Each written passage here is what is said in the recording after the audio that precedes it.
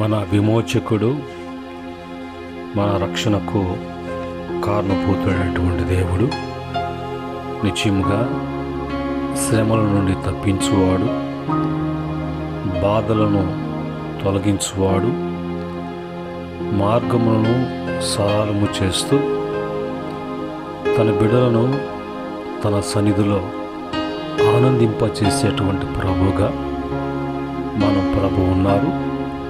అలాంటి దేవాతి దేవునికి, ప్రభువులకు ప్రభు అయినటువంటి రక్షకునికి మరి హృదయపూర్వకమైనటువంటి కృతజ్ఞతాస్తుతులు చెల్లిస్తూ ఉన్నాను. అలాగనే ప్రతి రోజు సాయంత్రకాల సమయం ముందు గ్రంథ ధ్యానాలు చేస్తున్నప్పుడు అందులో కీర్తనలు మనం ప్రారంభించి ధ్యానం చేస్తుండగా ప్రతిరోజు కూడా కీర్తన గ్రంథంలో ఉన్నటువంటి ధ్యానములను వింటూ ప్రభు బిడ్డగా బలపడుతున్నటువంటి ప్రతి బిడ్డ కూడా ప్రభు పేరిట వందనములు, ప్రభు పేరిట శుభములు తెలియచేస్తూ ఉన్నాను. ప్రియమైన దేవుని బిడ్డలారా, ఈ యొక్క సమయంలో కీర్తన 3వ కీర్తన 7, 8 చరణములు, చివరి చరణములు, ఈ రోజుతో 3వ కీర్తన కూడా పూర్తి చేసుకోవటానికి దేవుడు మనకు సహాయం చేస్తూ ఉన్నారు. అందును బట్టి ప్రభుకి స్తుతి, మహిమ, ఘనత కలుగునుగాక. ఈ సమయంలో మనకి ఇవ్వబడినటువంటి వాక్యాన్ని మనము ధ్యానం చేద్దాం. మరి మొదటగా చదువుకొని ప్రార్థన పూర్వకంగా ధ్యానం చేద్దాం. కీర్తన 3వ కీర్తన 7, 8 చరణములలో, యెహోవా లెమ్ము, నా దేవా నన్ను రక్షింపుము, నా శత్రువులందరినీ దవడ ఎముకల మీద కొట్టువాడవు నీవే, దుష్టుల పళ్ళు విరగగొట్టువాడవు నీవే, రక్షణ యెహోవాది, నీ ప్రజల మీదకి నీ ఆశీర్వాదము వచ్చునుగాక.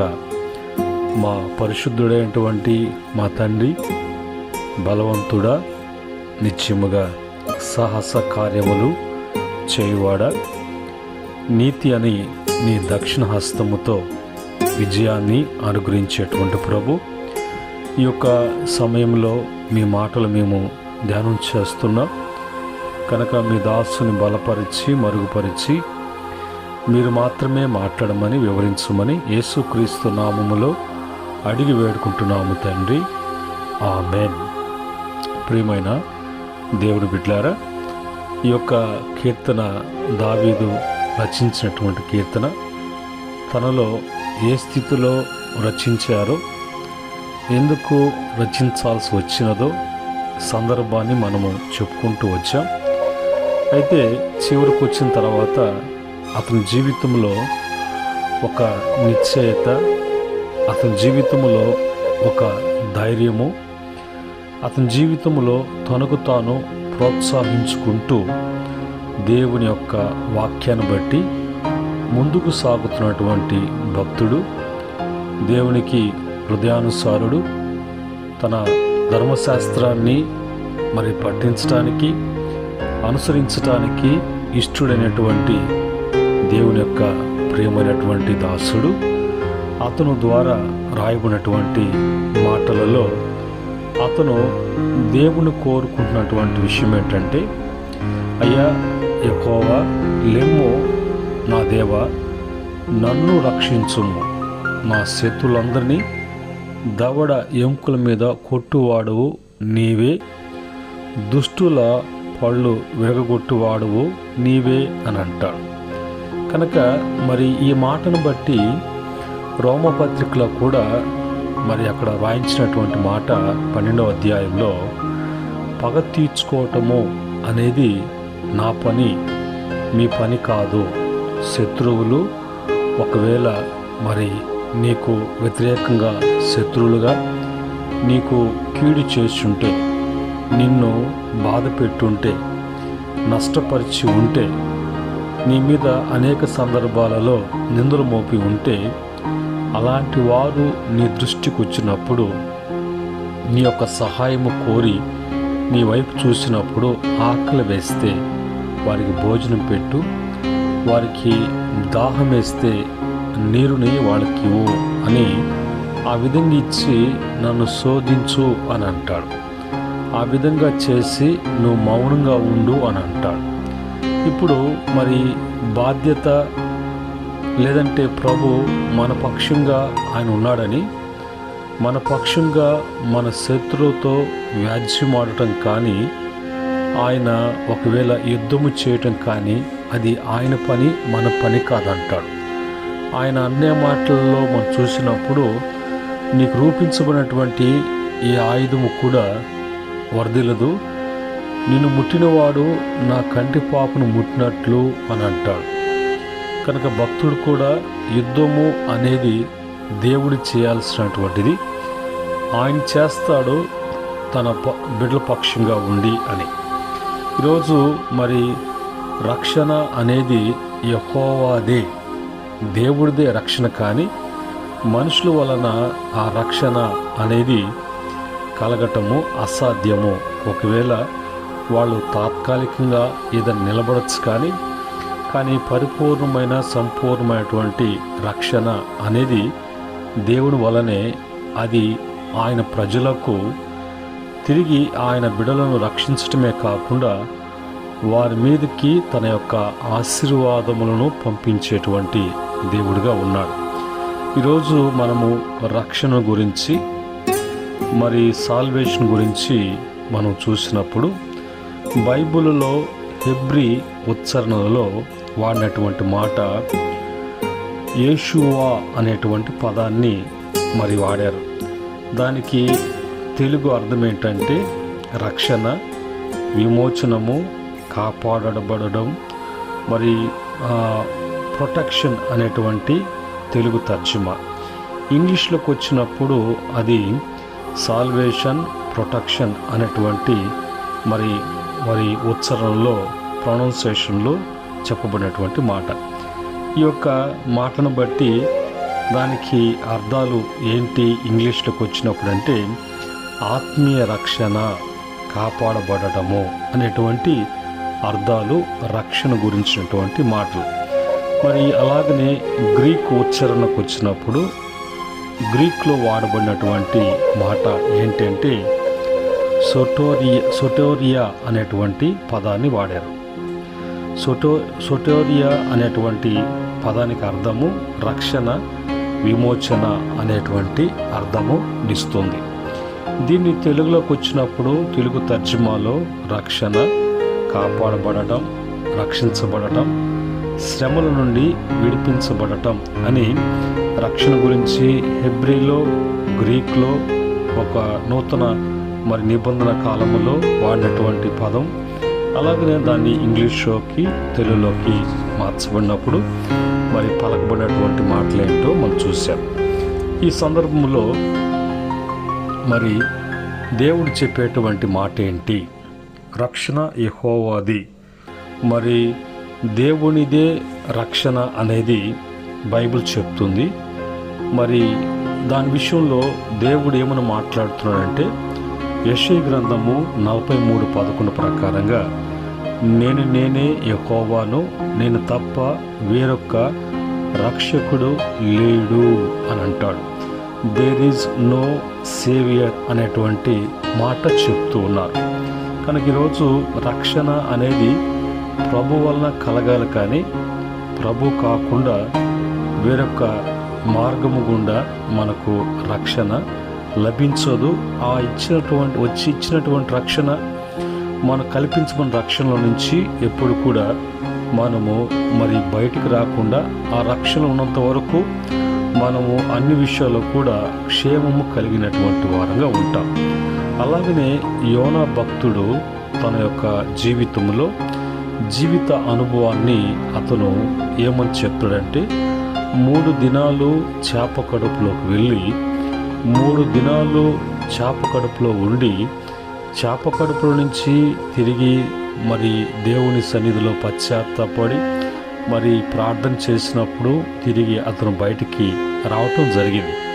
అతని యొక్క మరి అవిధేయతను బట్టి, అతని యొక్క ప్రవర్తన విధానం బట్టి అతను తెలుసుకొని, అతను సరిచేసుకొని, అతను చెప్పినటువంటి మాటలు ఏంటో చూసినప్పుడు యోనా గ్రంథము 2వ అధ్యాయం 9వ వచనంలో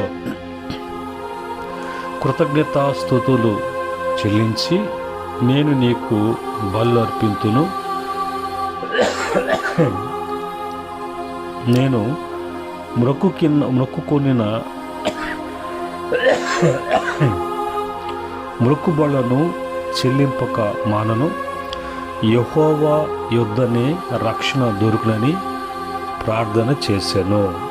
కనుక వారి యొక్క అనుభవం ఎలాంటి ప్రమాదకరమైనటువంటి పరిస్థితుల్లోకి వెళ్ళి అతను పాతాళము అంచున వరకు నరకమేంటో రుచి చూసి బయటకు వచ్చినటువంటి వ్యక్తి అతను కూడా చెప్పినటువంటి మాటలు ఏంటంటే, రక్షణ అనేది దేవుని యొద్దనే అది కలుగుతుంది, కానీ మనుషుల వల్ల కలుగదు అనే మాట ఖచ్చితంగా మరి భక్తుని యొక్క అనుభవాన్ని తెలియచేస్తున్నాడు.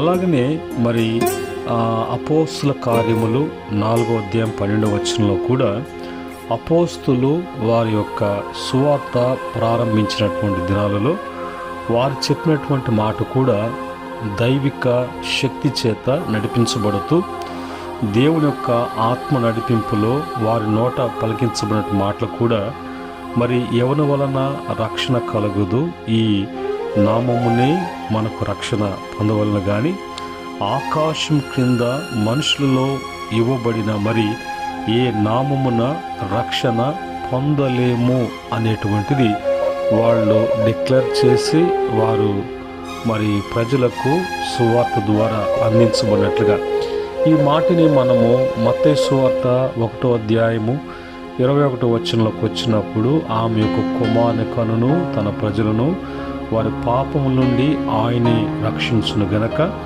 ఆయనకు యేసు అను పేరు పెట్టబడును. ఏ నామము అంటే యేసు నామము. యేసు అనగా రక్షణ అనేది మనకు మరి యేసు ద్వారానే రక్షణ కలుగుతుంది, కానీ మరి ఏ నామము వలన కూడా మనకు రక్షణ కలగదు. తండ్రి అయినటువంటి దేవుడు ఆయన వలనే మనకు రక్షణ.